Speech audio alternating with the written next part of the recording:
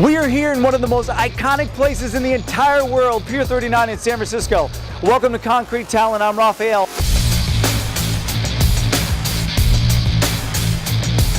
And we're here in this wonderful city to see what street performers it has to offer. Check it out.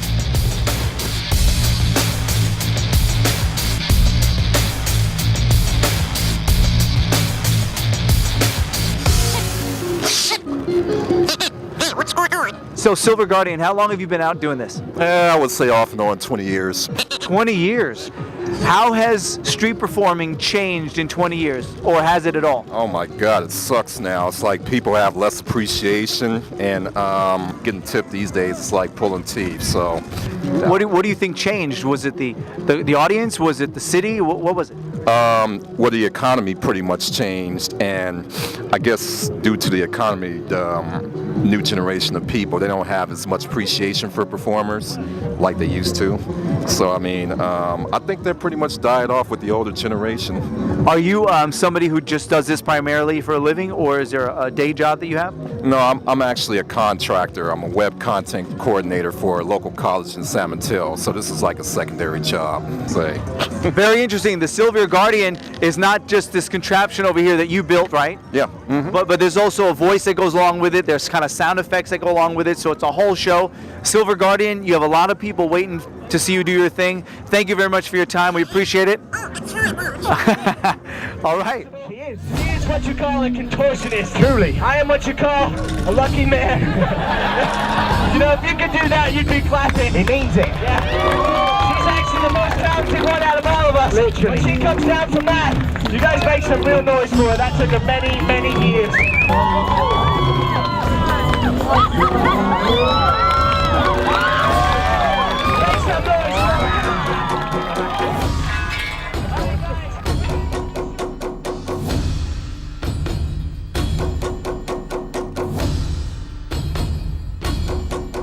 So sign a petition, say what you like. If you want us to stay or want us to go, sign a petition, y'all. We really appreciate it. Urban Funk Machine is in the house.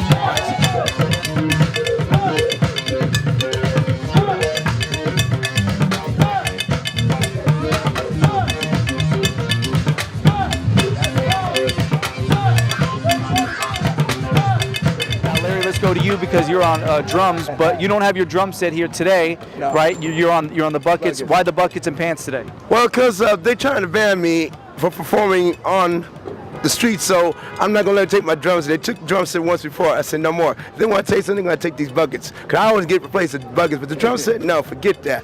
So me and Ellen hooked up, and now we got this thing going, and we've been selling CDs like hotcakes, so. You've been out here for 20 years doing street performing. What about studio stuff? What about with bands? Okay, well, I just got to do it in the studio with Michael Walden. He produced my album called San Francisco's Got the Groove On. It'll be coming out very soon. Does that surprise a lot of people that you guys have producers, but yet you're street performers? Yeah, I think it does. I think there's this sometimes negative reinforcement of who street artists are, and we're aware of that. We just take it with a grain of salt, and we just keep going. Right on. Well, you know what? I'm sure that the crowd behind the cameras right over there are waiting to get some more Urban Funk Machine, and so we're going to let them get some. You guys have been awesome to join us here on Concrete Talent. We appreciate it. We have Larry and Edward. You guys do your magic. Urban Funk Machine. All right. Come on. Come on. Stay on the scene. Hey. Oh. Stay on the scene. Uh-oh. Stay on the scene.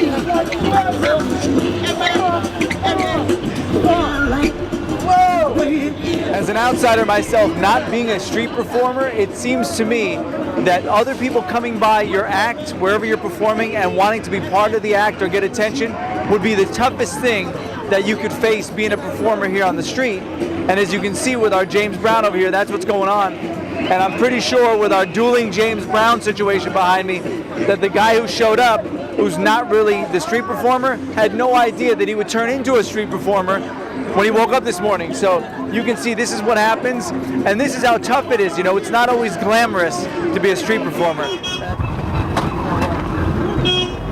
You know, it's so interesting that Elmo looks so much bigger in person. You don't think that Elmo's that big. What show? We're doing a show called Concrete Talent. What is that, on TV? Well, it's a pilot right now. This is a pilot episode. So what's going on? Nothing much. I do character modeling. I've been doing it for a year. I make more money doing it than anywhere else. You make more money doing Yeah, from this? the general public. You know, a lot of the street performers here, they get paid by the businesses around here. Oh, they do, because I'm one that really is supported, though, by the customers that come here. Yeah, many of the street performers here, not all, but many of the musicians and many of the mimes, they get paid to be here by the City of San Francisco Art Commission or various business here to block real people from making money here. It's a very lucrative place. It's too bad the property owners are not transparent about harassing people here. So have you worked in New York and Vegas? Yeah, I've done this in Vegas, and I've done this in New York, and I've done it in LA and in Hawaii too. And I like it the best here because there's not as much competition here, and the weather's really nice.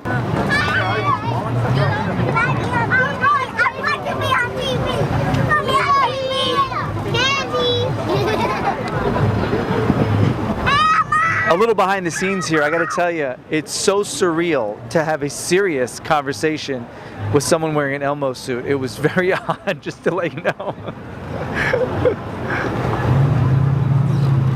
That's against the law. That's against the rules.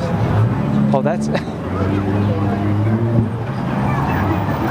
Hey, put the helmet back on. Put the head back on. I'm just saying, put the head back on. I know I'm no Brad Pitt, but you got to keep the head on, money. It's not good. He just went from Elmo to Oscar the Grouch. Again, I'm not good looking. I'm just saying. Now, I've been a costume character before, right? And I know there are rules to being a costume character. One is never take off your head in public. That's one. Number two is don't talk, right? So 2 rules broken already. And number 3, with any job that's dealing with cash, you don't count your cash on the spot. Like that. Those are just 3 rules right off the bat that he's breaking. I've been playing guitar for 20-something years. Started when I was 11. I started street performing in Boston, in the subways in Boston, around 2001. So I've been doing it for a while. I've been playing out here in the Wharf probably 7 or 8 years. That's what I do. That's very interesting, though. Tell us the difference between the Boston street performer scene and the San Francisco street performer scene. In Boston, it's actually, you know, they have a program there at Harvard Square. They have a program, a permitting program, where Cambridge hands out permits, and they are supportive of street performers, and as well as the T. They call it the T. It's the subway. It's called the T. And so we got permits, and we played down there, and you know, we abide by the rules and things like that. Here in San Francisco, we do have a program like that. It got started about 4 or 5 years ago here on the Wharf, where we all coordinate and cooperate instead of fight over territory. So we all meet once a month and have a meeting and divvy up the slots, and that's how we do it. Now you're talking about people supporting street performers. Yes. Before we started rolling, John, you were telling me that there's kind of a stigma, or there was a stigma against street performers. Tell us about that. There is still stigma against street performers. You know, it's kind of like the fringes way to make a living. Not a lot of people don't know that it's actually, we work out here every day and we do our best to make a living. As you know, as the economy changes, as the music industry changes, it's actually becoming a more viable way for more musicians, and it's how a lot of musicians, professional musicians, even now, who are in the industry, how they got discovered and how they practice in the first place. Now I love, John, that you brought up Josh's Cajon. He has a cajon. cajon. I didn't know what it was called, but it looks like a speaker, but it sounds like a drum, but also other percussion. It could sound like other percussion. Yeah, it's called a cajon. It's essentially just a box. There's some snares like you'd find on the bottom of a snare drum that press up against that front plate, give it a kind of buzzy sound. You hit it in the middle and it pushes air out the back of the hole here, and it gives it a bass sound, and you hit up towards the top and you get kind of a more snary kind of pop sound, and as you move down towards the center of the drum, you get everything in between. So it kind of sounds like a drum set kind of mixed with some other bongos or, you know, some other kind of things, but it's all wood. It's an all acoustic instrument with a microphone in the back. What are your guys' plans for the future? I know you guys like right now performing, street performing, but do you have kind of a dream or a vision or a goal of doing something else? Absolutely, world tour. World tour, not street performing world tour. Well, you know, it could be. I mean, I wouldn't mind that, but if it was on stage, I wouldn't mind that either. Of course not. You know, I mean, I want to see the world, and I want to share the music that we play with the world. So That's awesome. You guys are doing a great job. I know you guys have another set coming up here. Josh, John, thanks for joining us right here on Concrete Talent. Best of luck to you guys. Awesome. Boy, I got to tell you something. We learned a lot, and we probably saw even more. We're glad you joined us. I'm Raphael. This is Concrete Talent. We'll see you next time.